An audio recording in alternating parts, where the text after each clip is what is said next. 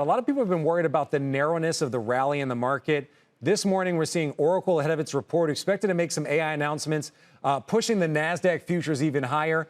Are you concerned about the narrowness of the rally? And do you believe what we're going to see potentially from Oracle could keep this rally going even longer?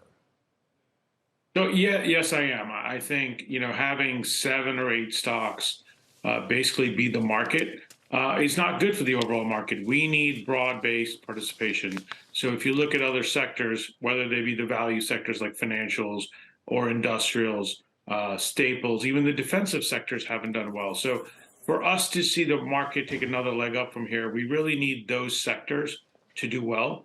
And valuation matters too. I mean, if you take out, again, the top 7 or 8 stocks, the market multiple is much below where it is today as well. So I think we need some digestion here, and we need some of the soldiers to start actually doing well as opposed to just the generals. Well, sir, I'm not sure if the market agrees with you. Again, going to NASDAQ futures up 0.5% right now, leading the other two. But with your philosophy in mind, what is your WEX word of the day?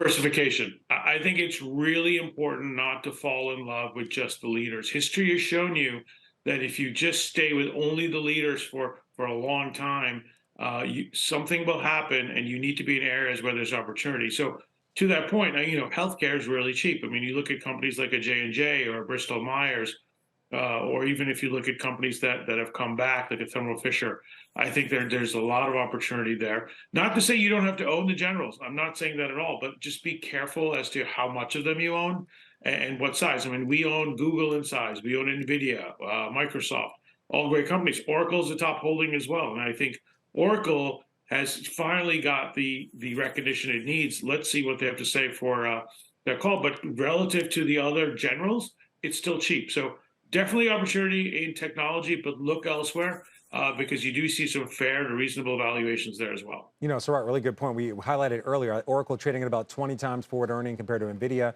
more than 50 times forward earnings. Got to look ahead, CPI and the Fed. What's your take on this?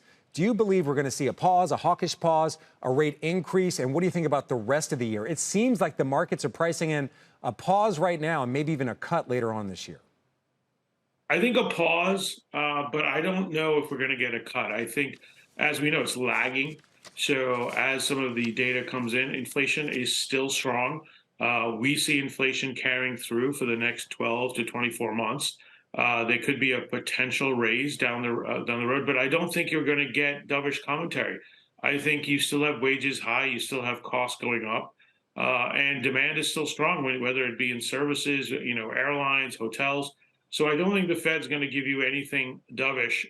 If anything, they're going to say, hey, we're in a wait and see period.